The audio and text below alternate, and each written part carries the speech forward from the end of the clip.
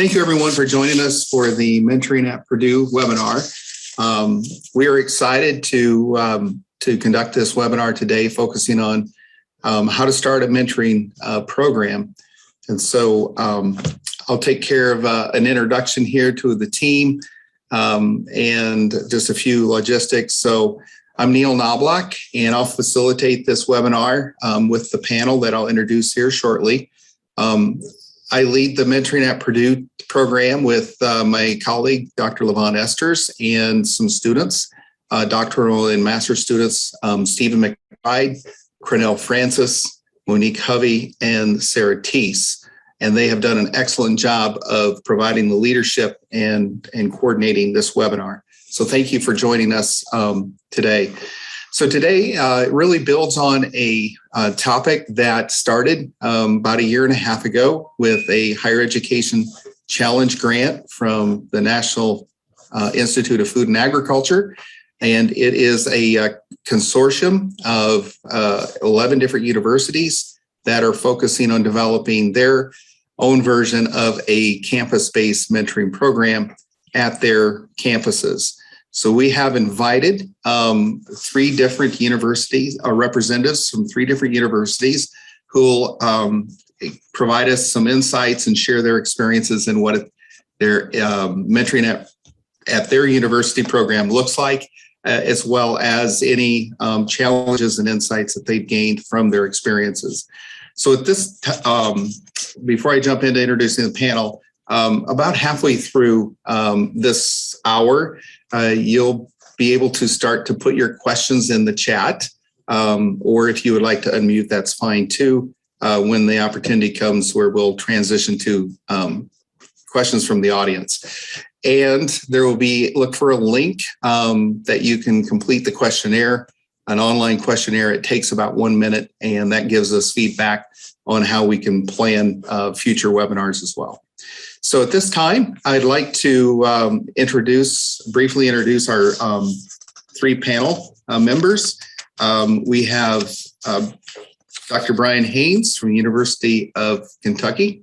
We also have Dr. Olga Bolden-Tiller from Tuskegee University and Dr. Natashua Davis at the University of Missouri. And so they have their videos on. You can see them in front of you, and we'll have them go ahead, mute, and then introduce yourself. Just take a minute or so to just briefly introduce what your role is at your university and kind of what your area of interest or expertise is. And then I'll get started with the questions. So who would like to go first? How about Dr. Davis? Why don't you go ahead? I knew I was going to get called first. That always happens. So my name is Natashua Davis, as stated. I'm at the University of Missouri, and I serve as the Associate Vice Chancellor for Access and Leadership Development. And so within our office, we really do stretch the whole kind of education continuum. We work from K through 20, so all the way from kindergarten all the way through doctoral programs. And so what we do is provide supports, programming interventions, that can really help in the development of students, particularly around academic, personal, professional leadership. And so with that, this program that we had the opportunity to develop around mentoring really fits into kind of the goals and missions of our office. And so I've been at the university for about 20 years.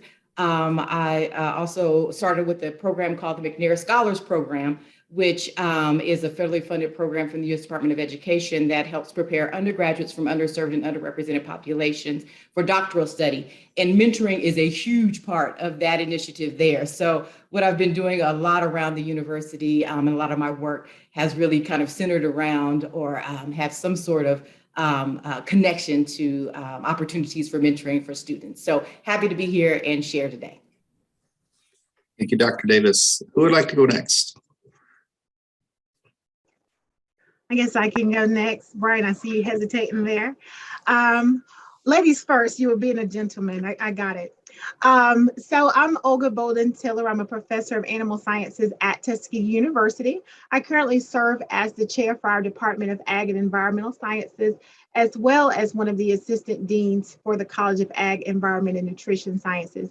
And kind of in that role, working with our graduate school, work very closely with our graduate students, as well as our undergraduate students, but for the intent of this project with our graduate students to make certain that they're not only getting technical training, but those employability skills and mentoring that they need to move into the professional realm. That's one thing that we've been very focused on. We are a relatively small institution. We only have about 3,000 students in total. And we have several graduate programs, particularly several PhD programs that are I call them new. Most of them have been developed within the past 7 to 10 years.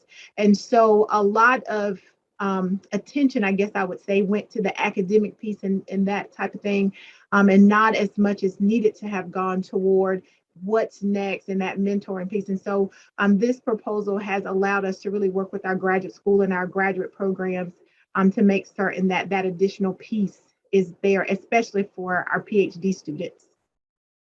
In addition to that, I also serve as the president for the National Society of Manners, which is Minorities in Agriculture, Natural Resources, and Related Sciences. And in that vein, we've also recently launched an e-mentoring program for that organization as well. So, thank you.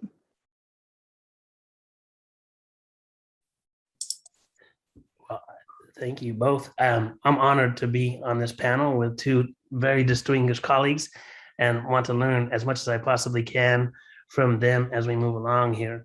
While you see this face, I represent several faces. So this just happened to be the ugly mug that came today. So I'm going to go ahead and articulate myself. My name is Bryan Haines. I'm an associate professor here at the University of Kentucky. I'm in the Department of Community and Leadership Development, but also am the director of the Community Innovation Lab here, which consists of 3 different colleges: the Colleges of Education, Communications, and ourselves in the College of Agriculture, Food and Environment. My colleague and also happens to be spouse is another collaborator on this particular initiative, and her name is Dr. Christina Haines. And we represent also Prairie View, our colleague at and initiative at Prairie View A&M University with Professor Tiffany Thomas. And so all of us have collaboratively come together to provide what I think is an innovative but a tasking initiative for us to discuss today. And so that's just a little bit background heavily in sociocultural and emotional intelligence, particularly in education and learner-centered instruction.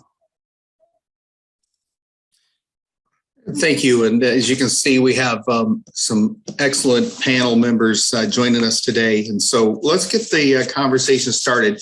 I'm really interested in knowing what need or needs were you wanting to address regarding the need for mentoring and mentoring program, and then briefly describe, okay, how have you tried to build that mentoring program to address that need or challenge that your students have? And you can go in any order, but let's go ahead and get it started. Bryan, do you want to go? Sure. So as you can imagine, we're an SEC school and we are in the College of Agriculture. However, we have one of the most diverse student populations, I would argue, across the college. And there's tension in between a majority Caucasian college and our minority students, and Manners being one of those that we've worked with several of our very successful students in that beautiful organization. But Manners is great, but it's not comprehensive for the whole village, right? And I think that there's a component here that really needs to be identified. So our goal was initially undergraduate, but when working with Prairie View A&M, we also realized there's a graduate component of this as well. So we worked with undergraduate and graduate students from diverse backgrounds. So we were multidisciplinary with community leadership development, but also urban planning in Prairie View.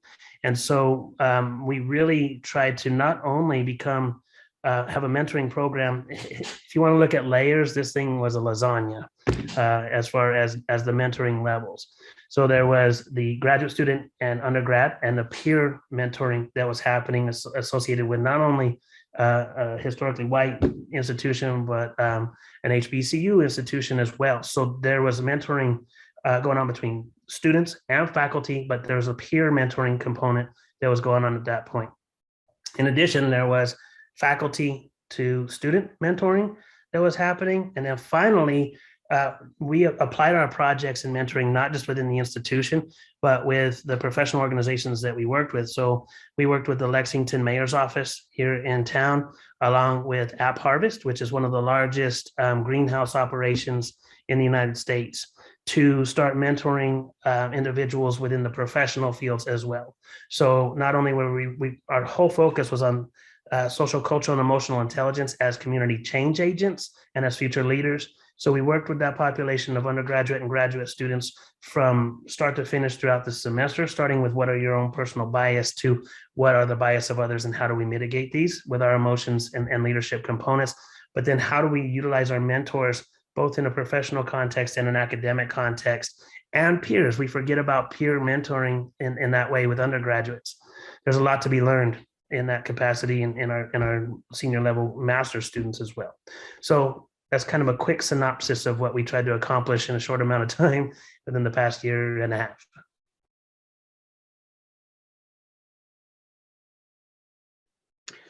So for us at Tuskegee University, our focus was more on faculty and graduate student relationships, especially so for our PhD students, of course. We are a little bit unique as a historically Black college and university that we do have these PhD programs, and we are subsequently then actually producing a large number of PhDs in agriculture and life sciences across the continuum, in compared to minority PhDs elsewhere. And so one thing that we know is that minority PhD students and when they become professionals, they have a different battle, I guess I would say, as they go into the profession. So one of the things we wanted to make certain is that we were equipping them with the tools that they needed, and what better way to do that than through some intentional mentorship. And at the same time, because our PhD programs particularly are relatively new to the institution, although all of our faculty have PhDs and have gone through graduate school, doing it as a different lens as a faculty member and mentoring another graduate student, that looks different. So we wanted to make certain that we equip not only the graduate students, both PhD and masters, along with the faculty with a skill set and appreciation even for mentorship, and how having a good mentor relationship can be transformative, not only in the academic process, but after when they enter the professional space. Again, we know that there are challenges as minorities go out into these spaces professionally. And so we wanted to make certain that they had a great foundation that they felt comfortable kind of leaning back into. And so one of the ways that we did that, again, was to develop these seminar series for both faculty and graduate students. Also, we had a workshop that really focused on cultural awareness. Although we are a historically Black college and university, we do have a lot of faculty that come from other countries, not only them being white people from America, but just from a bunch of different countries. And so understanding and learning, how do we appreciate and how can we leverage these cultural differences to enhance the student experience? So we had a workshop that just really kind of focused on that, so that we could look at it broadly, global cultural differences, but then also look at domestic cultural differences, because the United States is a very big country, and sometimes we forget and kind of take for granted we are one country. But when you go across our great country, there are a lot of differences. You know, it's different being in California, in Florida, New York, Wisconsin, Idaho, and Texas. I mean, it's different, right? Within country. So really appreciating, again, the cultural differences, even within country, and how that could manifest into positive things as the students matriculate, but then also go into the professional world. And then lastly, we've had a lot of unrest within the country with regards to race and what have you. So since George Floyd and really before that. And so we see a lot of these, the privilege walks popping up where, you kind of get an opportunity to be in the shoes of others. So people who may have been privileged, couldn't appreciate the struggles of others. And so what we created was a kind of privileged experience from a mentor aspect, where the faculty person got to be in the shoes of their graduate student, and then the graduate student got to kind of play the role of the faculty member so that they could appreciate the differences in those two roles and some of the challenges that might come with them, so that they could learn from each other. And by doing this, not only, again, are we planning to, and what we've seen the results, planning to really fortify the students as they matriculate, but also help them become great mentors. So our goal for this program was not only to provide mentorship, but more importantly, create great mentors from our students after they matriculate and go through this process.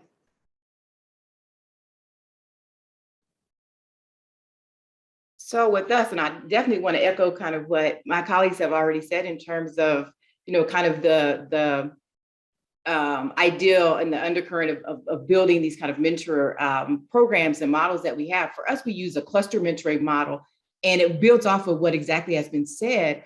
What we saw was that our students really needed an opportunity to develop community and a sense of belonging, and have the opportunity to really engage with one another as they think about and start developing their own science identity. And so with that, we had these, we were having, kind of the traditional mentoring kind of pairing that we were doing, where we were pairing a student with a graduate student, an undergraduate student with a graduate student, and having, these conversations and mentoring sessions. And what we found was that wasn't necessarily having the impact that we really wanted it to have.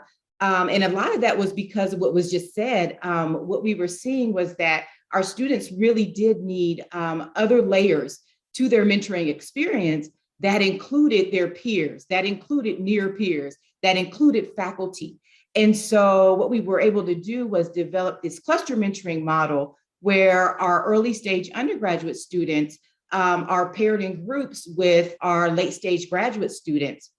And then faculty is kind of layered on that as well. And so as we do our programming and activities and things through our different initiatives that we have, the graduate students actually kind of set in on those types of activities, and then followed up with weekly mentoring sessions with a group of undergraduate students to really start discussing what it is that they've learned, to think about what it is and have really in-depth conversations about, whatever the workshop was, whatever the activity was, and really start to break that down and really be able to help them apply that to them in their situation.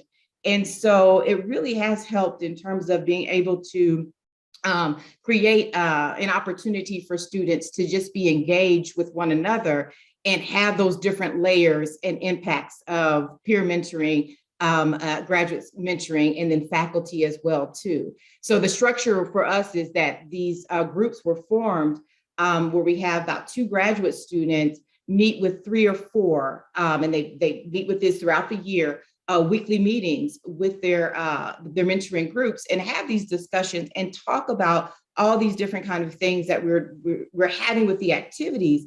But also we wanted to layer on some development in terms of their personal and professional development as well too. So we utilized the tool around career workforce and career readiness, and they engaged in those kinds of conversations. We did things like Strengths Quest and talk about things in terms of what are their strengths, because we really wanted to come from a very strength-based approach in all of this. So what are the students' strengths, and how do you utilize that as you're going through your undergraduate careers? And so that's kind of the kind of approach that we've taken, and we've really seen some great impacts and effects of that, where the students are really coming out with different learning outcomes that we're wanting them to come out with, but also they're really kind of coming out with their own sense of, what kind of scientists that they see themselves being. How are they building in things that they're bringing in? One of our kind of foundational pieces that we work with our mentors on is developing that strength-based approach around community cultural wealth, which is a theory that says that our students are coming in with this wonderful experiences based on their background experiences, their family, all of that. And so how do they utilize that to be able to support them through their undergraduate careers? So that's, kind of what we've been working on and utilizing. And then, like was also said, one of the things that we are really focusing on too is the development of mentors as well. So that's why we're utilizing these doctoral students to really help them. Many of them are wanting to go on in the faculty. So really to help them to develop into strong mentors themselves. So. Well, this is excellent. And I appreciate how all three mentoring programs are using different approaches to mentoring. And so it was fun to hear how you've also contextualized that. So the next question, I'm going to give you the opportunity to go one of two ways here. So when you think about developing a mentoring program, it just seems kind of complex. I mean, where do you begin? So how would you get started? What are some important steps? You can go that direction. Or you can say, what challenges did you face? And how did you navigate those challenges as you were trying to implement your mentoring program? So either direction, you take your choice and share, how do you get started, or what challenges did you face and how did you navigate those? I guess I'll go first. I think funding is always challenging. I think mentoring, like so many things, it's one of those things you need, but there's so many other things that you need as well. And it always falls to the wayside if there's money that, if you have to figure out where to put the money. And so one great thing about this grant is that it allowed mentoring to be prioritized, and not just as an aside, but as an intentional foci. Because oftentimes mentoring is kind of put as an added layer.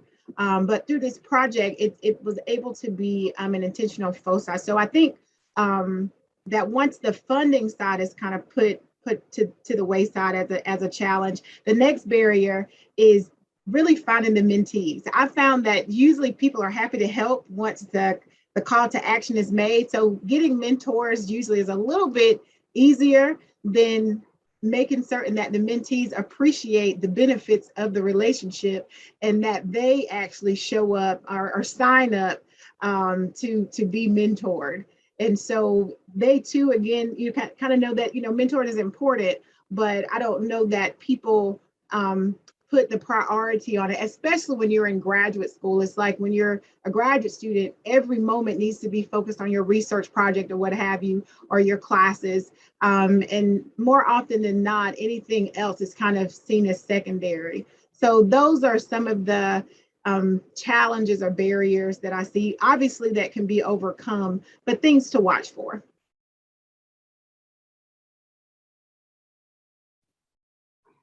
I would say, along with that, one of the things that we had to do very early on is kind of make sure that we set expectations around the project. And so how are people going to engage? What does that engagement look like? We want it to be organic in a sense, but we also want it to be structured in that to make sure that both the mentor and the mentee were getting what they needed out of the relationship, because it is, it's not a one-way relationship. It is very, bilateral in the sense that they need to, have that reciprocity in the experience. And so we wanted to make sure that the expectations were set and that there was buy-in around it from both sides. I would also say, we set up mentor training for our graduate students and to help them kind of think about their approach and things. But one of the things that we found was that we also had to set up mentee training. We had to teach our students how to be good mentees as well, so that they can really gain what they need out of this experience. And so we found that to be just as important within this, so that they can know what questions to ask, how to show up, what information that they needed to gain. So those were kind of some of the things that we were, making sure that we had in place very early on, and as we kind of, looked at the plan and developing our project around it. So these are all excellent points. The mentee training is critical because this isn't natural, and it can be for some, but it's not natural for most. So as you all were talking, and this is going to be a lot of echoing, but it's fantastic to think about. One of the things is that this is not part of our daily lives. We're not rewarded for this stuff. So let's just go ahead and face it. We have to do what's best for our job. And this isn't something that is like ideal in our job. It's like cultural training. It's like all these other things that are absolutely critical for us to do effective work. None of it matters according to our DOE, or our division of efforts, or percentages of jobs, and those kinds of things. So from a faculty perspective, it's making it something that's you can actually get a credit for. For students, if it's not part of a class, then why would I do it? And that includes the second round, right? So if I want to continue this, how do you make it part of the second round? And for business professionals, because this was our layered approach, it's just one more thing. And so making it something that is not only something that they can do and manage it, is to make it worthwhile for their time. And I think finances are one way. But for faculty, it could be a course load that they have a reduction from, and they want to participate in this. We actually designed this to be a course. And so a lot of the content was infused into this course, which allowed students to go ahead and get the training and the interaction that they needed. That was also beneficial for their graduation requirements. And from the professional perspective, they had mentors and advisors and assistants from these students, from 2 institutions, from very diverse backgrounds, that were informing them on their day-to-day practices. There was a mutualistic benefit to all who participated in this. So that's how we tried to navigate that piece. But as utopia as that sounds, there were hurdles. Many of those hurdles are that not everybody is organic in mentoring.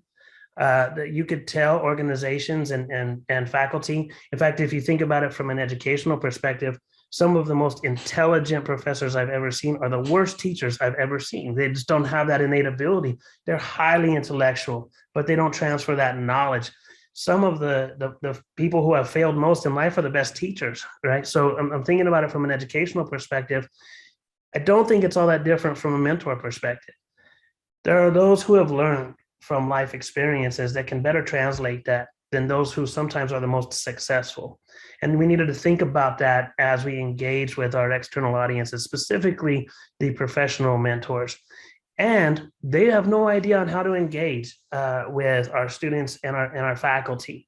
We're on a semester time. I mean, we literally speak and live in different worlds professionally.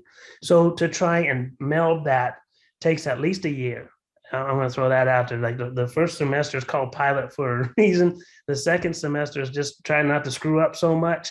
And the third semester, you're starting to get into that groove. And I think that you need that longevity and commitment to that kind of a longitudinal process to even begin to forge something that is worthwhile and has a trajectory that is needed for the audiences that we serve. I just wanted to say, Bryan, pilot is my favorite word. Like that is my favorite word in terms of when you implementing initiatives. But I also wanted to something that you said just kind of reminded me too. When you talk about barriers or challenges, one of the things that we're facing right now, and this goes to what Olga was saying in terms of funding as well, is how do we evaluate this experience? Where we're seeing that there are the outcomes that are, because a lot of the mentoring process is organic, and it is these intangibles, right? So that the students develop and all of that. So how do we measure this in a way that is going to show the impact? Because we know that showing impact helps with funding, and all of that. And so that's something that we're really breaking down and thinking about right now, is how are we going to evaluate this? And what are the things that we really need? What are the information that we need to gain and be able to demonstrate and display with our project as well, too? That's an excellent point. If you don't mind, Neil, if I can respond to that. One of the outcomes here is our students, and I'm super pumped to talk about this, but our students were able to present at 2 national conferences and an international conference as a result of their engagement in this capacity. Now, you could weigh in their future, is that going to be beneficial? I would say it elevates them on their resumes quite a bit if they want to go into the profession, but from an academic standpoint, it validates what you're trying to do within an academic institution. So not ideal, not perfect, but that's one form of evaluation that does show that there's, mentoring, and it's going to be contextual. So we're going to have to frame it in the mentoring way. I mean, that's our job, right? The presentations that we provide are the mentoring, and this is the philosophy behind this and those kinds of things. But the direct output of their success showcases in its own right what the contextual output can be. So good stuff from there, but it was a trial, and it was good for them to participate in that.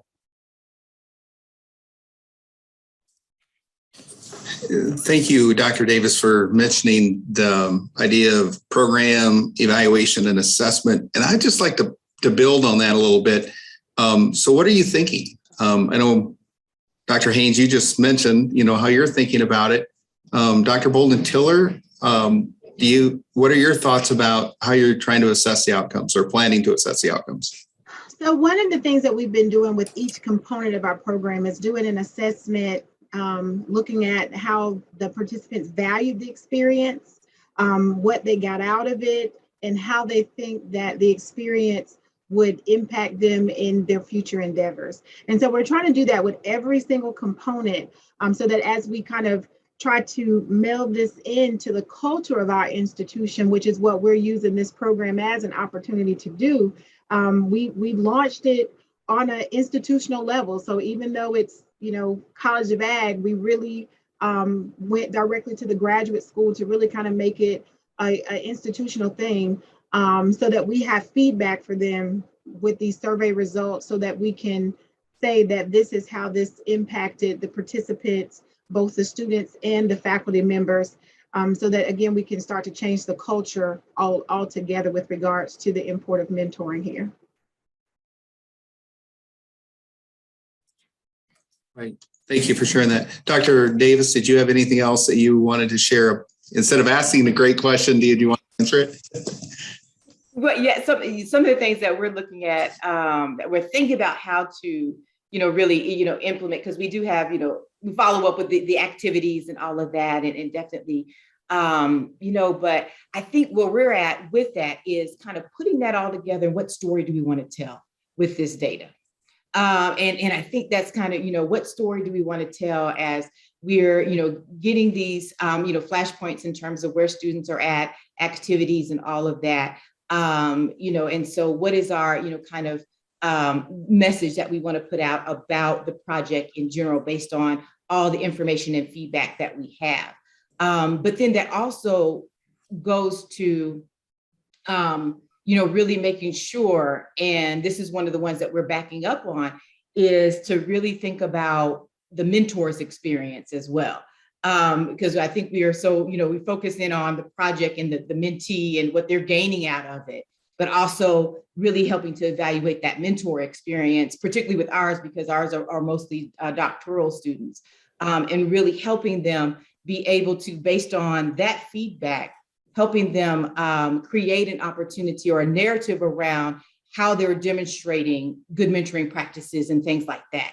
So, that's kind of, where we're at in terms of just kind of how, putting it all together to really tell that story in terms of impact from all these different perspectives as well, too. So that's excellent.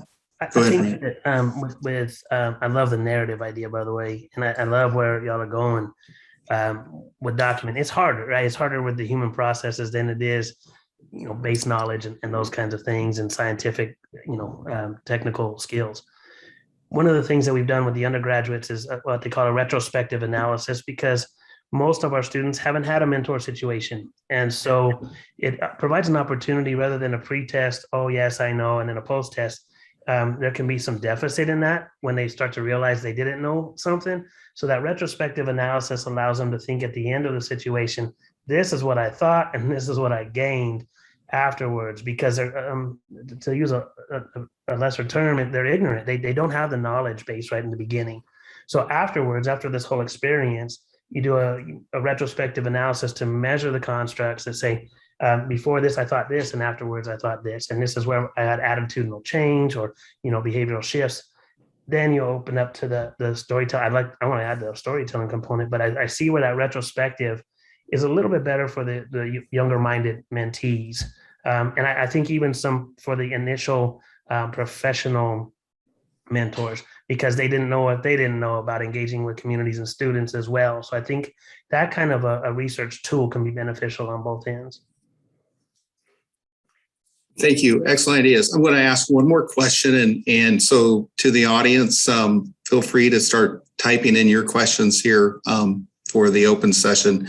So this last question is around the grant project objective that we focus on diversity, equity, and inclusion, and we integrate that into the mentoring experience. So how have you intentionally focused on the inclusive excellence strategies or embedding that into the mentoring program so that it feels natural and organic, but really addressing diversity, equity, and inclusion through that mentoring program? So as I mentioned, one of our components specifically speaks to that, looking at cultural awareness and utilizing our understanding and appreciation of cultural differences to really delve into diversity, equity, inclusion challenges. Because at the end of the day, when we look at DE&I, a lot of it has to do with our cultural differences, as opposed to anything else. Where are you from? What's your background? What have you been exposed to? And how can that be a benefit when there are differences there, and include those things? I think about when I was young. I feel like that was only 30 years ago. When I was young, we thought about, you think about like New York City being the melting pot and how exciting it was. I remember going to New York, as a young child, thinking about the melting pot and that everything was there, everything was accessible, every type of food, every type of people. And now to where we are today, where those differences are kind of frowned upon, where we want everybody to be very homogeneous. And so going back to that melting pot kind of standpoint where all the good parts of everywhere kind of come together and are celebrated. And so that's what we wanted to do or try to do with our cultural awareness component of our program.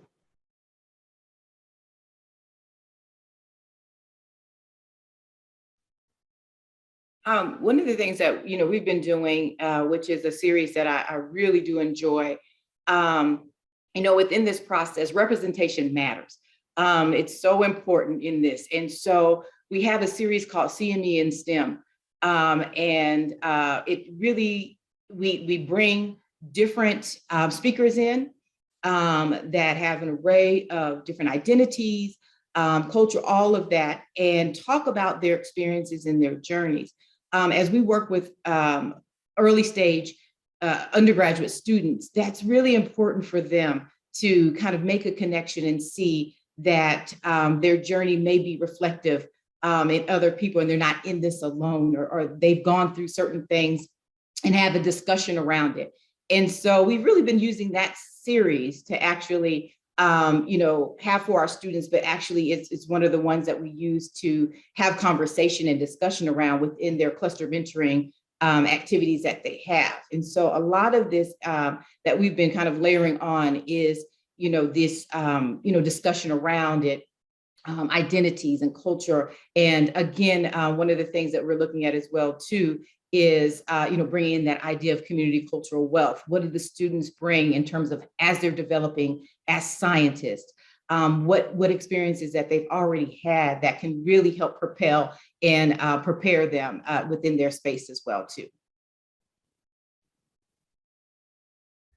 I think for me, one of the problems as a white boy looking internally to a white institution in the South, manners can't be the only sanctuary for my students. And I was frustrated about that. And that's something that I have to stand up and say, and our manners advisors can't be the only sanctuary because they're already taxed to the max here. And I know Mia has worked her tail off and she's doing about the job of 60 people here. And so I think that there needs to be a village that helps in assisting with this whole initiative. And right now she's the primary contact for stuff like that. So it needs everybody to step up and not and spell her and assist her and learn from her in initiative these mentoring processes. But for me, I think it's a little bit different than that too. We're a predominantly white institution. I think working with a historically Black college and university is essential. And here's why. And unfortunately, we have one in our own backyard. We're less than 30 miles from Kentucky State. But the collaboration there has been extremely difficult because they're taxed as well with their faculty lines. And this is just one more thing. Fortunately, we were able to find faculty who were aligned and all at Prairie View. They have a little bit of a larger institution.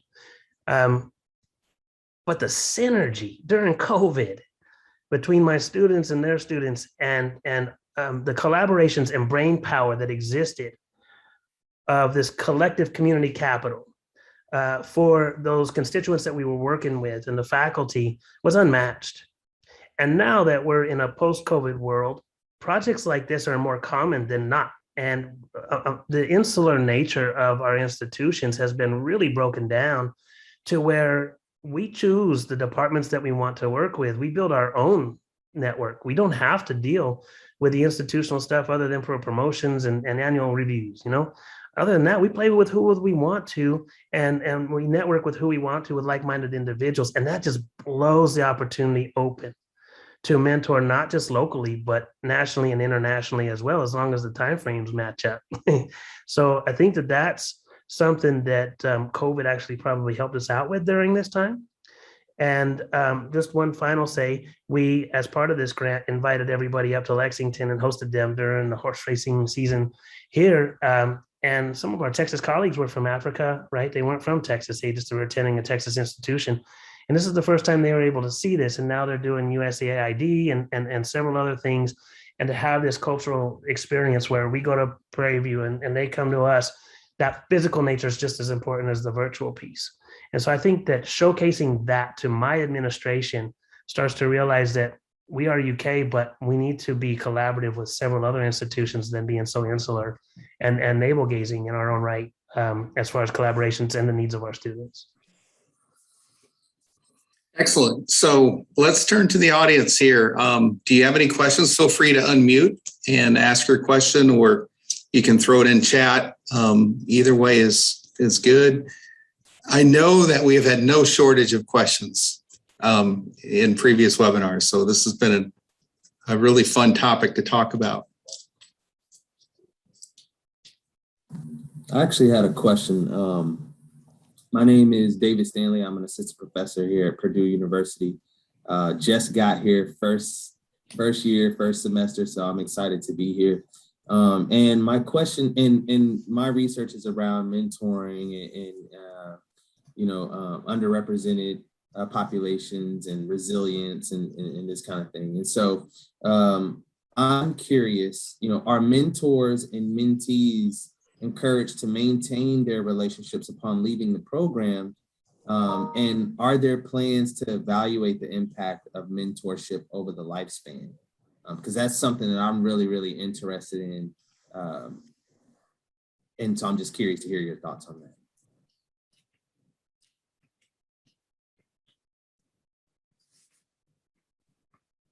So I was jump in. I know for us, yes, our students are very much encouraged to continue relationships with their mentors after the program. But at the same time, the program does, depending on where they're at, because what we've been able to do with piloting this project last year, now we've kind of implemented and just kind of layered this on all our initiatives that we have. In terms of this cluster mentoring model. And so it depends on kind of how students go through our, kind of continuum of activities and all of that, where they can, maintain those relationships formally, within our program, actually throughout the time of their undergrad. But if they're not through, all of our programs with us, we do really encourage our students to maintain and reach out and just stay connected. Because part of what you want to teach with your students in terms of mentees is that you never can have too many mentors in a sense. like mentoring is, and we, talk about, developing their mentoring network and their team. And so having those, people continue to be a part of, their process is really, really important. So we really do encourage our students, both on the mentor and the mentee side, to stay connected if all possible. And some of that is just checking in, even after a student has graduated, just checking in, seeing how they're doing is really important in this process. So. Likewise, we definitely are encouraging our mentors and mentees to kind of stay connected. The epitome of things is that those mentors turn into sponsors. Okay, so when we talk about mentorship and sponsorship, a mentor kind of helps guide you.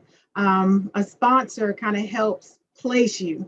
And so that's what we really want to see with regards to these different relationships. And to me, when we look at the lifespan of the relationship, that's kind of what will end up happening. In terms of evaluating, again, these are long-term things. We're evaluating the programmatic activities, and we'll be looking to see how these relationships continue to flourish and kind of, where do these participants go, and how for the faculty who will remain as mentors for like another set of students, what is their growth and what does that look like? And when we assess their mentees, does it sound different from the first year that they were an official mentor going through this program versus, when they've been a part of this program maybe for 5 years or a subsequent period? I'm going to come at it from a little bit of a different mentality here. A lot of my students look at this. A lot of my students are leaders in their professional fraternity and sorority organizations here on campus, and are members of African-American fraternities and sororities, and Latin students as well, and LGBTQ. But they kind of look at it like that. And think what you want about that organization. I was never a fraternity person myself, but they're looking at it as that loyalty factor. We've been through this together as a cohort, and we want to give back to what we've already provided at that point in time. And even our professional colleagues are doing the same thing. One, our professional colleagues actually live in her rental house right now and employed into the Lexington government. The other ones are being invited as guest speakers and or employed at the agencies that they are. Well, that's just more opportunity they're literally the groundbreakers, and that's just more opportunity for others to get into these situations and organizations as well. But we also, I think, have to support not only internally here, and I see these questions coming up about what do you do internally on the broader scale. In the professional world, we have to maintain relationships with those that are the professional mentors. We can't just stop there, because they're not just one and done either. We've got to continually support them and help them continue that mentoring process, and help them even develop their own, which is one of the student programs I'll post here was to do just that, is to replicate the mentoring program within the business world by representation in that capacity. On the home front, I think that it's about us having longevity. I'm a community development person. Everything is longevity. There's nothing that's just a one and done project. If you're going to commit to something, it better be for the long haul. And I think that kind of a commitment is super important here, is to commit to your alum. And I think checking in with them is absolutely critical. Celebrate their successes, love on them when they have tough times. And those are the kinds of things that you have to continually have those personal relationships with. Excellent. We have time for one more question that was put in chat. Thank you, Alexander Kling, for sharing this question. What can faculty mentors, or really any mentors and peer mentors, do to support minoritized students who are facing challenges at the broader department, university, or local community levels around the university because of their identities? So I would say that one thing is just to be attentive and ask the question. I remember when I was a graduate student at Mizzou, my advisor just asked the question, "You good?" And although I was good, it was nice to know that he was mindful that I might not be good and that he should at least ask the question. And I think the other thing is just to be intentional about providing resources to mentees, even without them asking. So he was a white male, but he was very intentional in our professional society to make sure that he introduced me to women. It was nothing that I asked for, but him being a professional and him seeing himself as my mentor, which he was a great mentor, he knew the importance of me connecting with women in the profession, for instance. So I think that as a mentor, when you have students who you know who may have challenges because of their identities, whatever the identity may be, based on gender, sexual orientation, race, etc., to be respectful of that and to be mindful of that, and lend them and shoot them to resources that they may be able to draw from, whether they need to at the time or not, because there may come a time when they do need those resources.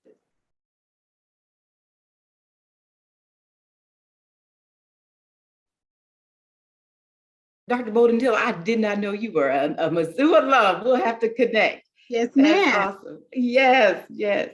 I would also say, just to, to add to that as well too, because, I think part of, what in talking with students and in thinking about that, I think being clear on expectations is so important, and not making assumptions about students.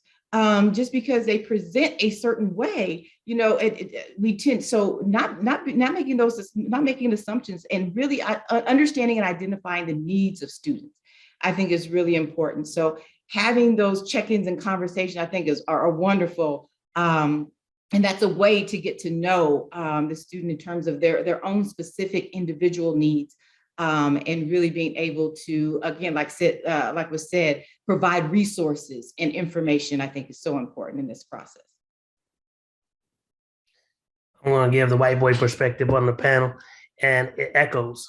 So Dr. Bolden-Tiller, to at least understand what the resources exist, right? Because you're not going to be able to answer all of those questions, because I'm culturally ignorant as I'll get out in a lot of ways. And so just to be able to provide that, it at least provides a more support opportunity, or to refer to someone who may even know more so than that. But then to be aware and just ask the right questions. But I also think, yeah, absolutely too, cultural humility goes a long way. I have no idea what you're going through, but I'm here to listen.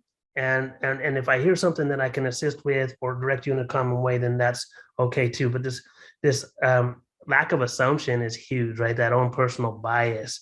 I think, Dr. Davis, that's where your head is this own personal assumption of, you represent this, so I'm gonna go ahead and stereotype. Faculty do it all the time, and I've seen it. And to actually identify that faculty will do that, and then help students navigate that too, right? There's a navigation point from the students on how to navigate that, but then to not do it yourself. But cultural humility is the ultimate way to go, just to listen and understand, because you don't know and you haven't been in many person's shoes. And so just to listen and then help, as my colleague said, don't judge, help them through, find those resources, and just be there to ask the right questions. Excellent. And thank you for sharing that, Dr. Haines. So Dr. Esters, I see you have your hand up. Go ahead and share a few comments. Yeah, I've been listening the whole time. So good afternoon, everyone. So the only thing I wanted to share was, first of all, let me thank the panel for the wonderful job you did today. Very informative.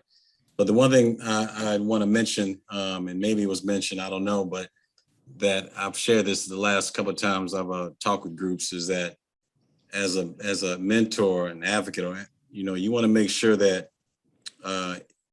you express this notion of zero tolerance for the mistreatment of students, especially Black and brown students. I know Tori's on here, Dr. Crops, and some others students who know me.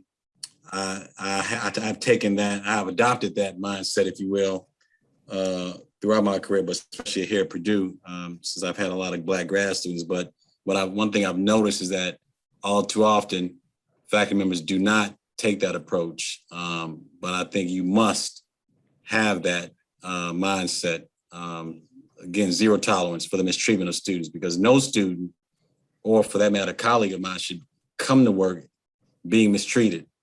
And so to whatever extent that you can express that to the student, communicate that within your lab, and you maintain that standard, send a strong message to faculty colleagues who may be engaged in those sorts of behaviors. So I just want to make sure that I shared that. And I think, sometimes you may be fearful of doing it, but at some point you have to overcome that fear and just put your foot down and just say, this is how it's going to be. And I've even done the same way. I've shared that with my colleagues here now. I'm probably technically where I am now in my current role. So I'm not one that's just saying this for the purpose of this conversation. I say it because I mean it, and I let people know from the jump that that's how I'm going to operate. So I just wanted to share that. Thank you, Dr. Essers, for sharing those comments. And also thanks to each of our panel members, Dr. Davis and Dr. Bolden-Tiller, Dr. Haines. Your comments were insightful.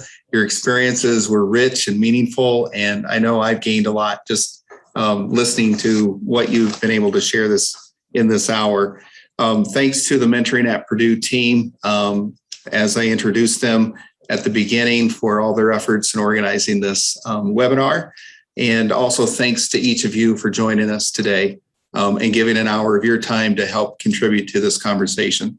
Thank you also for for all of your comments in the questionnaire that we sent out or posted there online. We want to continue to offer programs that are going to be responsive to what you're interested in. So thanks for your input on that.